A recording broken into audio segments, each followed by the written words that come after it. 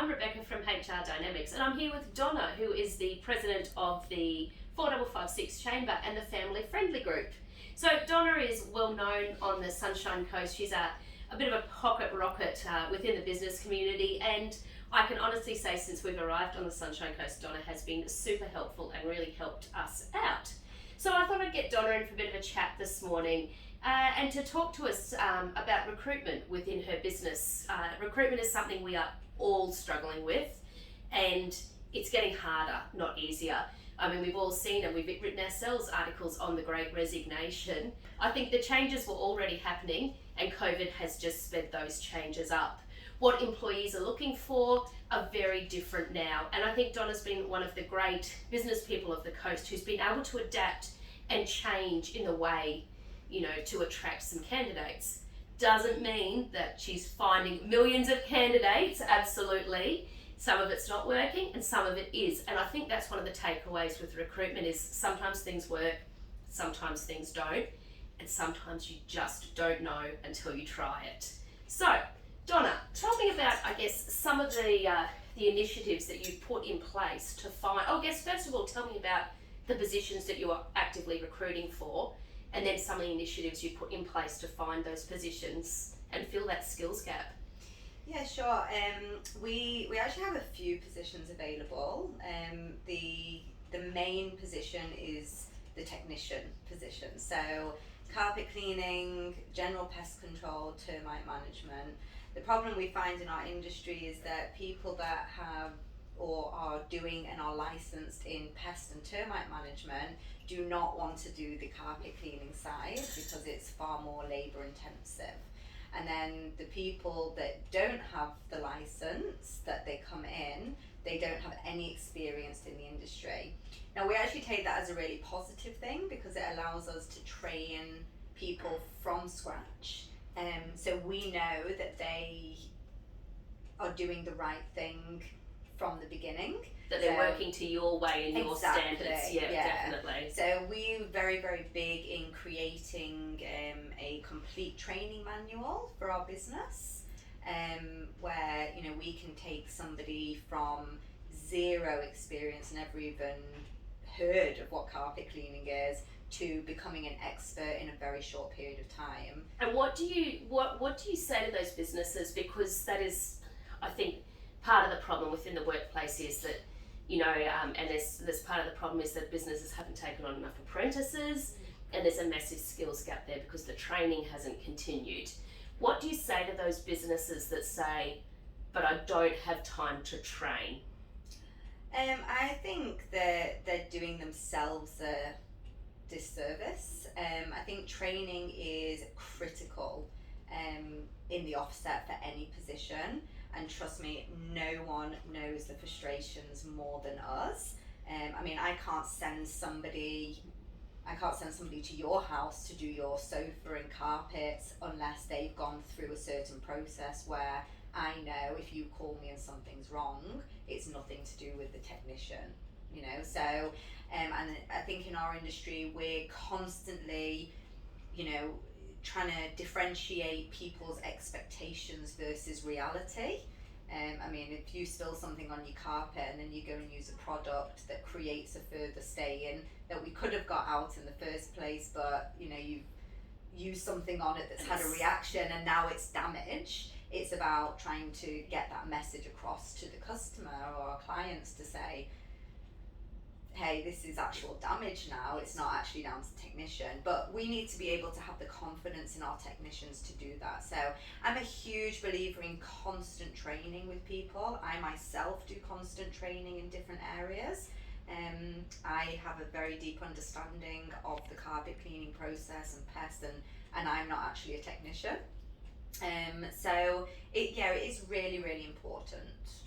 I think in our new office with our new carpets, we're certainly going to be giving some training to your technicians. It's going to be a challenge. Well, that's exciting. I think that's the great thing is, seeing those results, or if we can't get those results, actually having the education behind us to explain why, and that's really important. So Yeah, but just taking it back to the recruitment process and the training and everything, we've taken it from an 8-week training process down to about 2 weeks. And the only thing that stops them being the expert is that mental aspect of how can I be an expert after only 2 weeks. But it's really intense, our training program. And systemised? Our And entire documented? business is systemised, documented. Now, interestingly, in our industry, there's no real regulations, there's no real apprenticeships, there's no, there's traineeships, nothing like that in our business. So even though we have to be licensed by Queensland Health for pests and termites, I can't hire an apprentice and go through that journey. So there's no outside resources available to you. That's correct. What is one of your, just before we finish, so we're not, we'll keep doing these regularly, but what is one of your main frustrations at the moment in your business in regards to the staffing? Getting them. Like, we have an amazing team, and honestly so grateful for the team we have. They are really, really good people. But getting people through the door is really difficult, and we've changed, we've now gone from a get paid 5 days but only work 4 days. And that's not, let's spread that extra day across the 4 days. That's be paid 38 hours but work 30.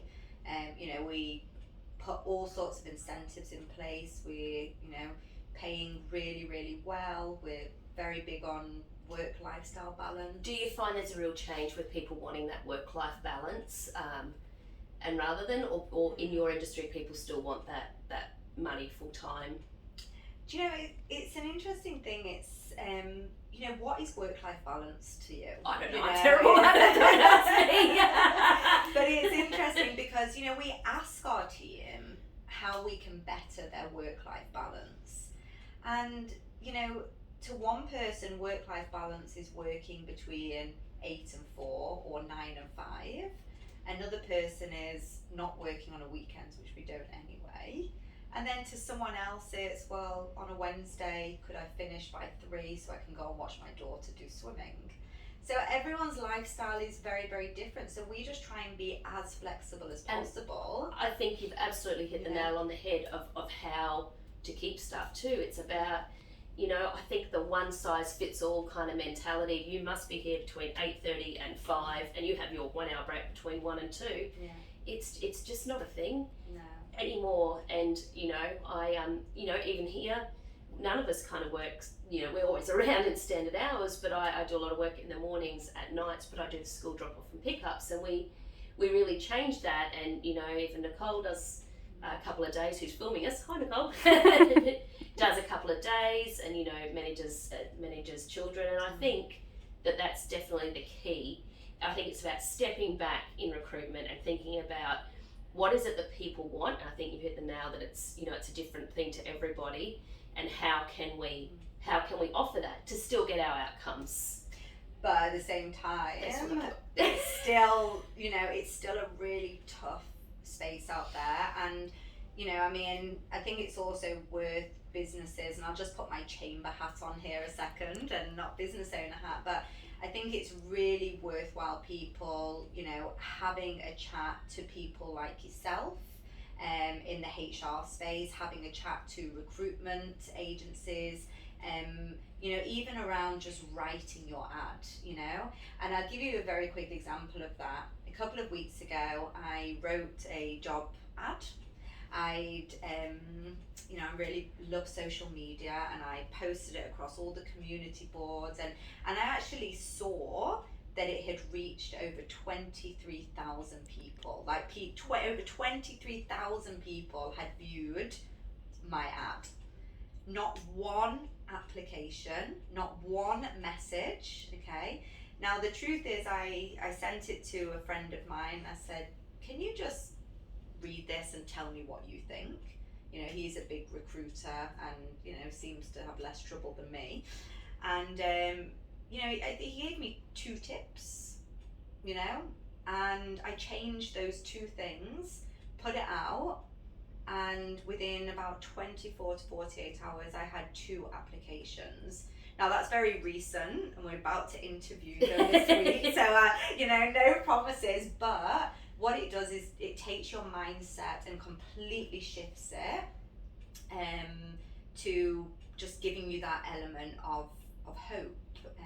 In order to do that. And I think that's back to the beginning too. Recruitment, there is just no set. It is trial and error, and it's changing a few things. Yeah. And even we're saying to people to do Google ads now. Yeah. And so when people are looking or actively job hunting their metadata, and suddenly your ad comes up as a Google ad. I think that it's about thinking outside and posting to community boards and posting to. Just putting an ad up on Seek is just not cutting it. Well, I mean, Seek is amazing, but it's just not cutting it. Well, they are, but it's trying to adjust people's mindsets, right? So, and I'll be very honest with you, every time I had to spend $300 and something on Seek for a job ad, it really hurt me. But not just hurt me, it would annoy me. It's, why am I having to spend so much money in order to get someone to come and work so I can pay them?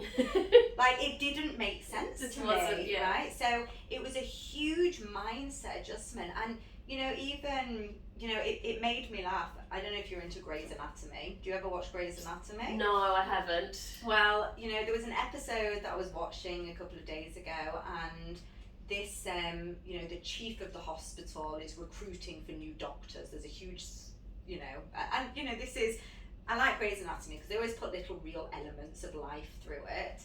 And, they're at this job fair, and all these other hospitals are giving away gadgets and pizza and lollies and all these fun things that's attracting all of these young, fresh out of uni doctors, into their hospital. And they're promoting the best doctors across America that are in this hospital. They're promoting education and all of this, and no one's coming. Because they haven't got those little highlights with the 5 different colours on them. And that was it. And, the lesson I saw from that, and yes, I know it's ridiculous that I'm comparing my real life to a, TV series, but, I looked at that and I went, well, as annoying as that is, it doesn't matter because that's the way it is. So we can either, bitch about it, or we can get on with it and adjust to the world that we live in right now. And God, my 5-year-old and 8-year-old, I can't even imagine what people will have to do to employ, that generation. I think the way my 5-year-old is at the moment, I'll just be pleased when he gets there. I think it might be a case of, here's a wage, please don't come and work for me.